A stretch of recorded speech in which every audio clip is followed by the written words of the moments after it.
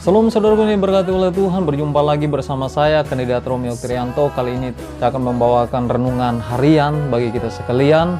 Biarlah melalui renungan ini kita diberkati oleh Tuhan. Namun sebelumnya saya akan membacakan satu bagian daripada firman Tuhan.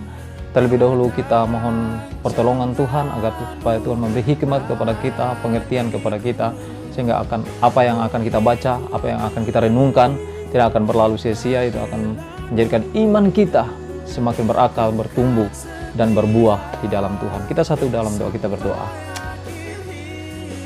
Ya Tuhan Allah Bapa yang bertata di dalam kerajaan surga, di dalam nama Tuhan Yesus kami datang kepadamu.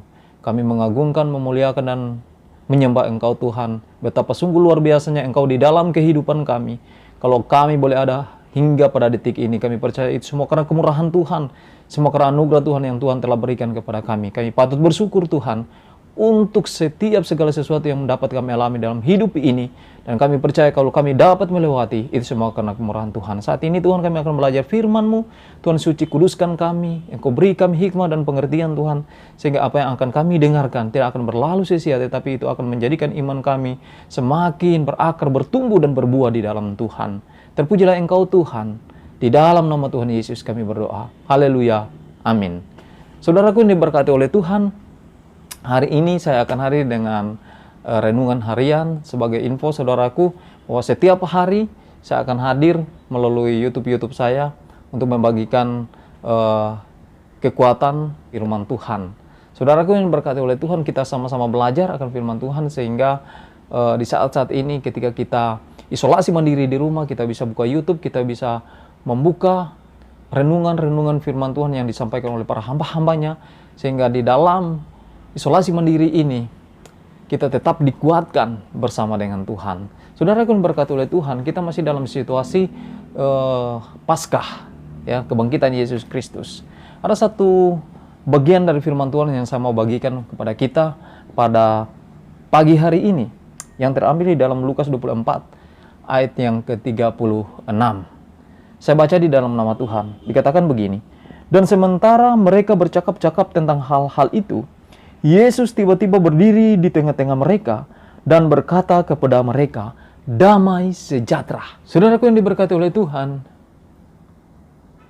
di dalam kebingungan murid-murid Tuhan Yesus ini, mereka sedang bercakap-cakap tentang kebangkitan Yesus Kristus ini.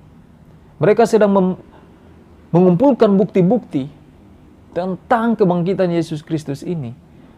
Yesus datang di saat yang tepat, saudara. Dia tiba-tiba hadir di tengah-tengah murid-muridnya.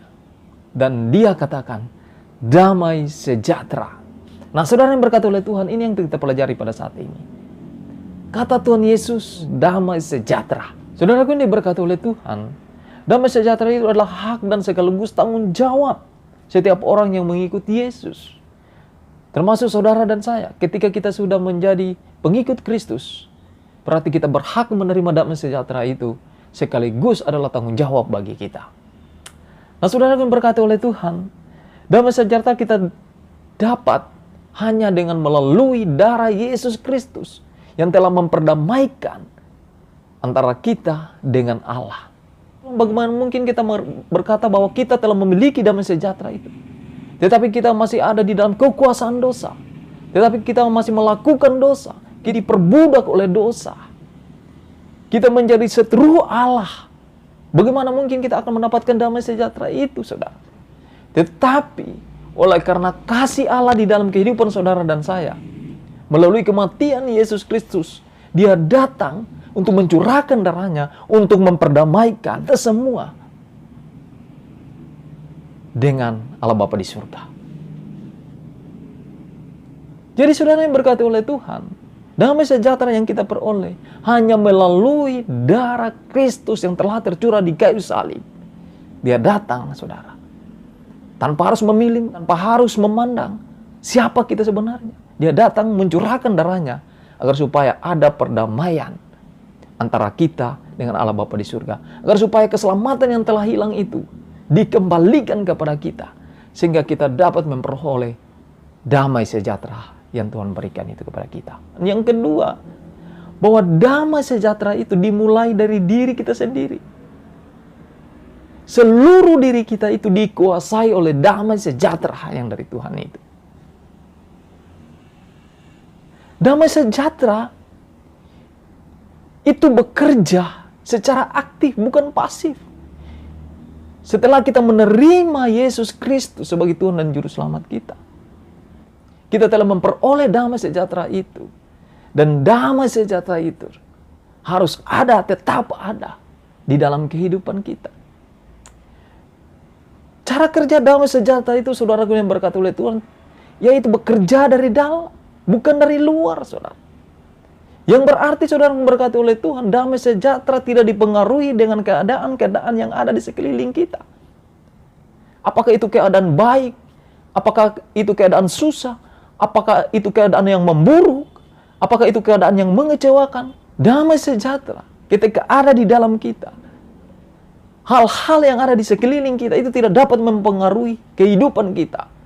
Kita mesti melihat bagaimana pengorbanan Yesus Kristus yang telah mencucurkan darahnya untuk kita memperoleh damai sejahtera itu. Pertanyaan saudaraku berkata oleh Tuhan, mengapa kadang-kadang kita sering hilang damai sejahtera dalam hidup kita? Kadang-kadang kita tidak mau melihat, kita tidak fokus kepada pengorbanan Yesus Kristus di kayu salib untuk menyelamatkan saudara dan saya, agar supaya damai sejahtera yang telah hilang kita dapat memperolehnya kembali. Saudara yang berkata oleh Tuhan, yang ketiga, damai sejahtera bukan untuk diri sendiri, tetapi modal untuk hidup bersama.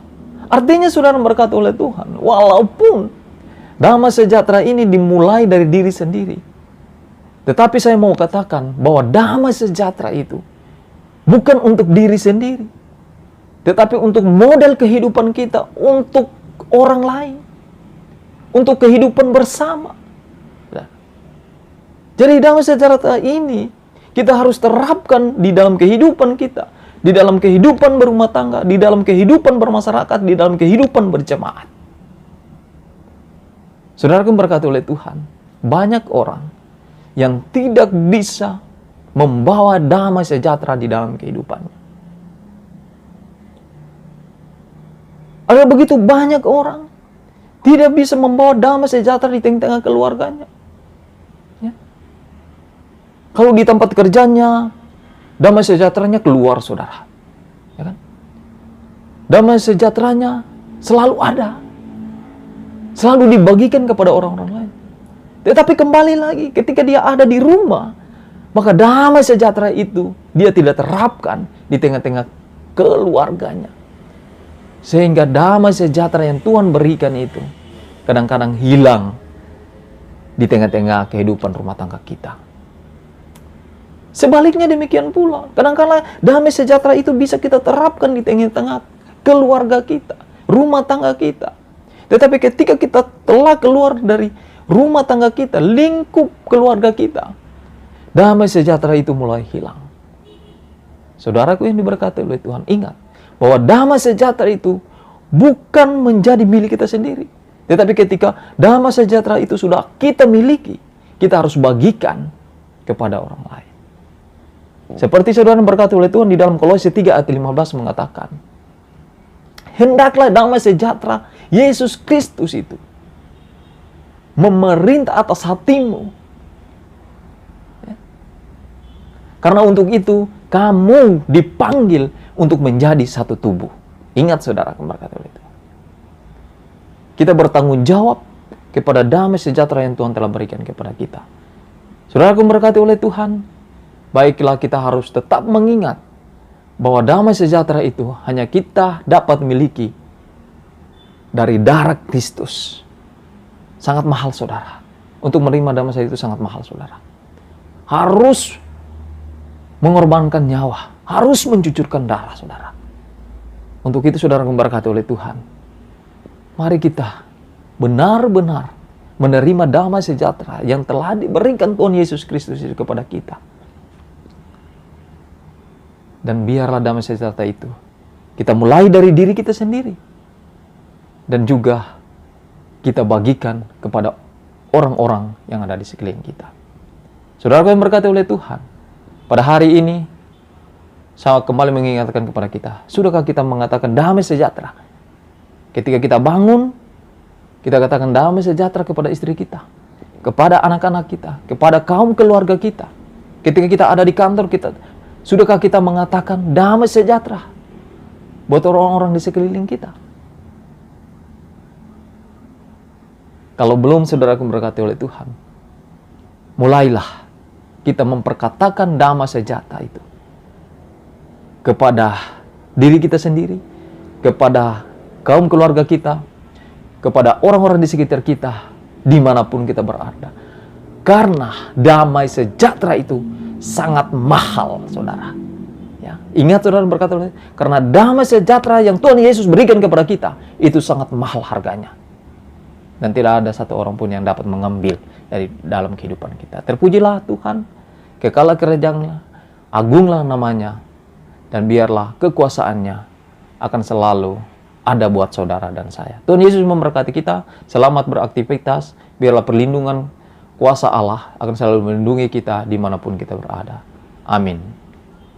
Saudara yang berkata oleh Tuhan, yang ketiga, damai sejahtera bukan untuk diri sendiri, tetapi modal untuk hidup bersama.